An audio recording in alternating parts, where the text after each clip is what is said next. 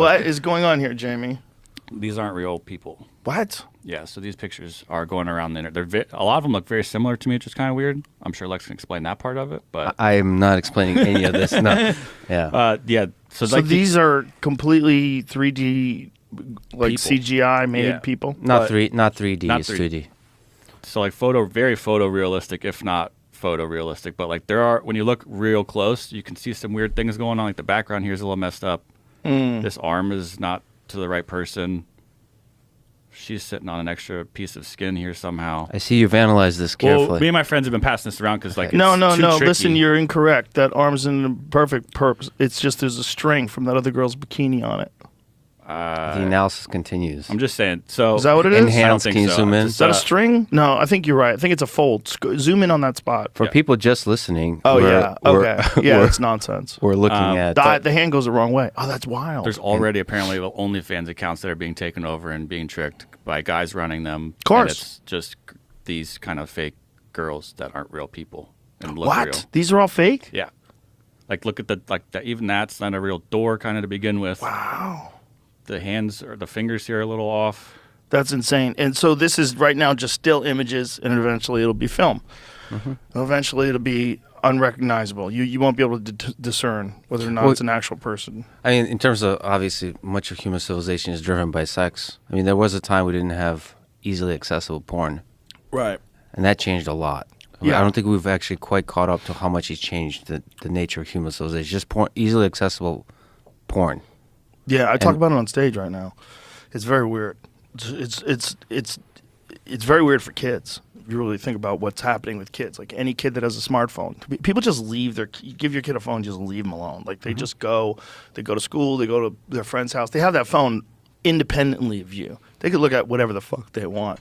Some of this shit that I see just on Instagram, I don't know how these guys are doing it. And I don't know how it's getting recommended in my feed, but it's like videos of people getting murdered. You know, see a lot of those? Simulated porn. I haven't seen Strange that. stuff. I am. You and I have different algorithms, We you definitely fucking have. creep.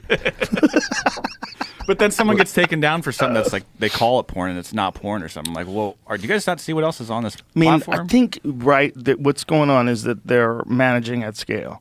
I think it's virtually impossible to stop all that stuff from coming in, and people that have individual situations where people get banned. I mean, I don't know why they're getting banned. Are they getting banned because of an algorithm? Are they getting banned because they post misinformation? Or what are they getting banned for? Harassment photos. Someone was joking about a friend. You know, like They get reported. Yeah. I don't know how it's all working when it breaks down to individual circumstances. But. You had a good conversation with Jordan Peterson. He was talking about the more you have this kind of virtualization, the more you allow the psychopaths to reign free. Mm-hmm. Yeah. So like the more we have artificially generated porn, the more we have artificially generated violence, photorealistic violence. Yeah. The more you make it normal for you to be basically a psychopath in the digital space, and enable that and make that okay, and then you forget what it's like to actually be a good human being. And then also part of the problem may be that we may very well be looking at a world, whether it's 10 years from now, 20 years from now, whatever it is, where these children that have grown up in this environment now have a completely different way of looking at people and the world because of all these interactions they have. It's flavored their personality. And then we move into a digital world of we're not there yet in terms of virtual reality. It's not good enough. I mean, I think that's what we're seeing with the meta failure. Mm-hmm. People were expecting, a lot of people were just going to dive in and start wearing goggles all over the house. But it's not quite there yet.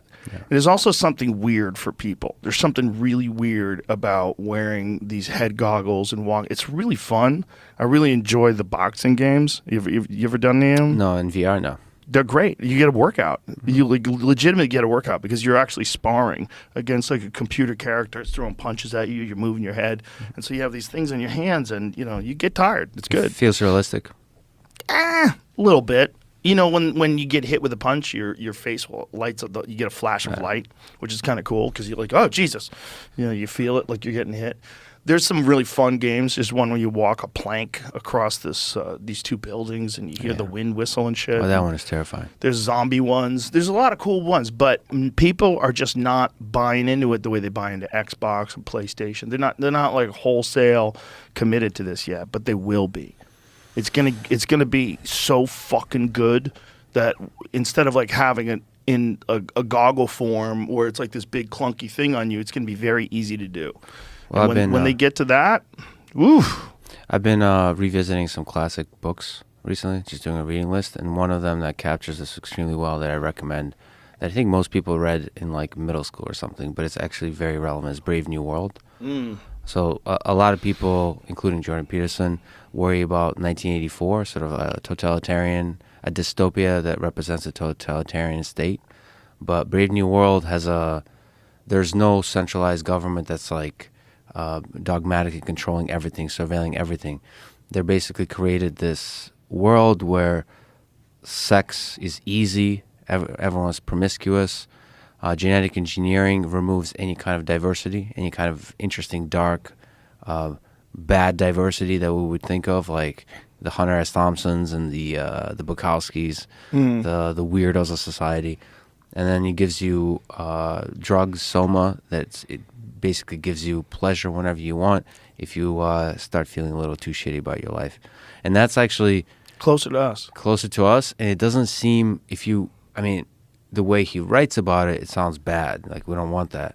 But then you're like, you start to ask a question like, well, at which point would we realize it's bad? Because it's constantly, obviously we should do genetic engineering to remove any kind of like maladies that we have, any kind of diseases. It's like everything is an obvious step forward, but then the place you end up at, just like with sex, like, is it good to have artificial images of as many as you want, as much porn as you want, as much sex as you want? Is that good? As much awesome stuff as you want?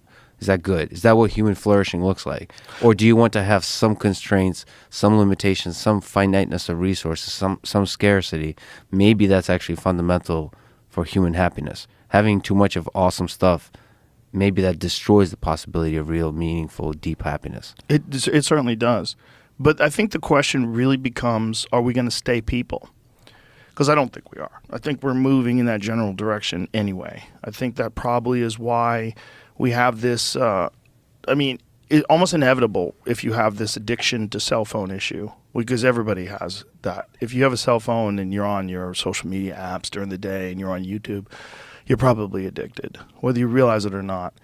And the number of hours that you put on those things is shocking. When you actually look at your screen time, you're like, 6 hours? I was on my phone for 6 hours? What the fuck did I do? And you'll try to rationalize it and justify it.